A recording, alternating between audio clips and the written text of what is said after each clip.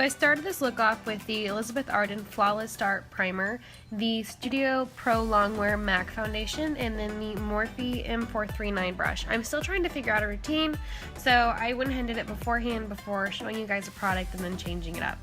And then I'm going in with the Tarte Shape Tape Concealer. This is a staple, guys. I love it, and I'm just gonna conceal my face with my Real Techniques beauty beauty sponge. This is currently my favorite sponge because all of the edges and the curves on it, I feel like I can get more into it than I can with the actual beauty blender, but I do go back and forth on it. I'm now going in with the Dermablend translucent setting powder as well as my Real Techniques beauty sponge, and I am going to be baking my face. While I let that sit, I'm actually going to my eyebrows. I'm just using a regular spoolie and using the Anastasia Dip Brow Powder in the shade Ash Blonde Taupe. Now, I was having some issues. Your girl really needs to get her eyebrows trimmed and cleaned up because they were looking pretty nasty. And I'm going to finish it off with the Anastasia Clear Brow Gel. This stuff is my favorite. Makes your brows stay in place forever. I am now sweeping my face away with another Morphe brush. Guys, I'm obsessed, and this is the E41 brush. I also use this for the contouring part, which I am using the Park Avenue Princess Tarte bronzer. You know, guys, this is my favorite bronzer ever until I find one that will replace it. So feel free to send me some ideas of what I should try because I will love to try something new.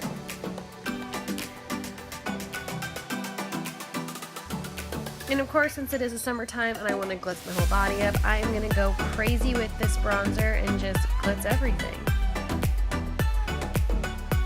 Now going into the eyes, I'm using my Too Faced Natural Matte Eye Palette. This is my current fave, and I'm using the Morphe M518 brush with the colors Heaven and Nudie and using them as my transition shade.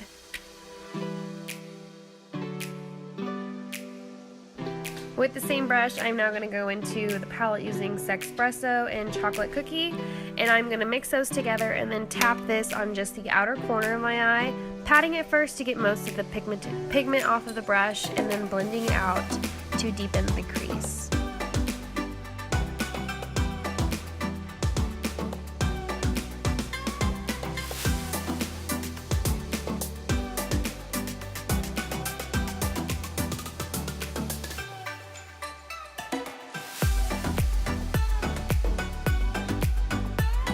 But I really did blend this out because I wanted to make sure the transition with the next color we're doing is nice and smooth.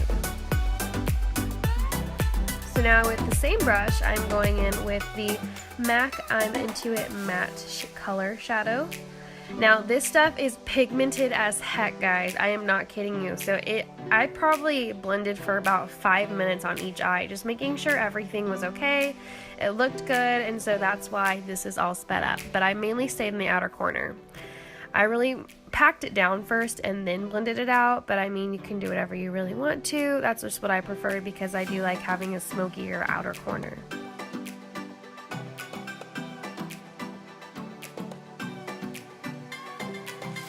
So now I'm going to go in with the same two colors we used previously with the Morphe M506 brush, and this is just to smudge my lower lash line. I'm really not a huge fan of eyeliner on the lower lash line, so that is why I am choosing to smudge.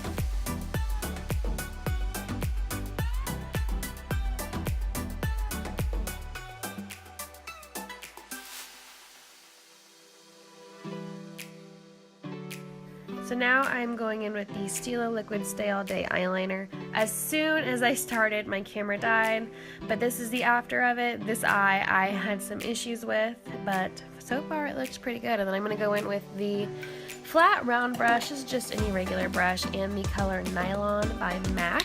This is my current favorite for highlighting the brow bone as well as the inner corner, and actually used it today, totally separate from the video, but you can also use it as a really pretty highlight. It works wonders. Just gotta have the right brush because it is pretty powdery once you do put it on an actual highlighting brush. So I used a pretty compact brush to do that, but it looked gorgeous.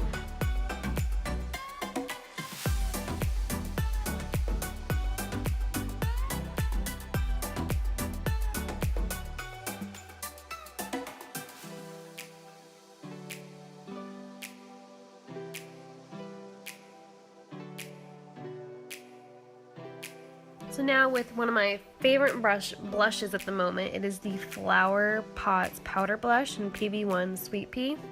And for a brush, I'm actually using a really old Lancome brush. I don't even think they sell it anymore, but it's my favorite for blush, and so I'm just going to use it till it falls apart.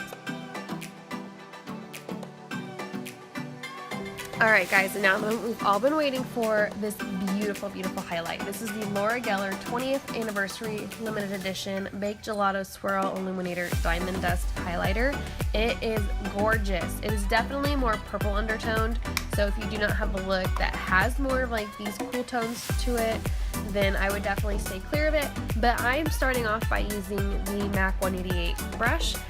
This is what I used for a highlight, but then I realized that the highlighter itself is actually more of a cushion, so it has a little bit of a cream texture to it, so I actually ended up using a more dense packed brush. Any brush will work, but I used that and then noticed a huge difference, as you can tell, on my shoulders and décolletage where I am highlighting, because girl, that highlight,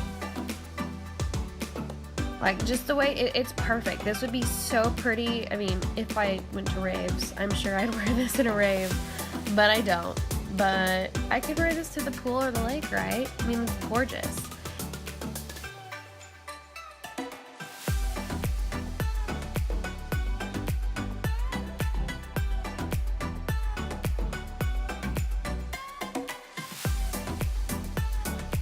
And then now I'm finishing off with my current favorite lip gloss, and I am not a lip gloss person, is the So Cute by Kylie Cosmetics.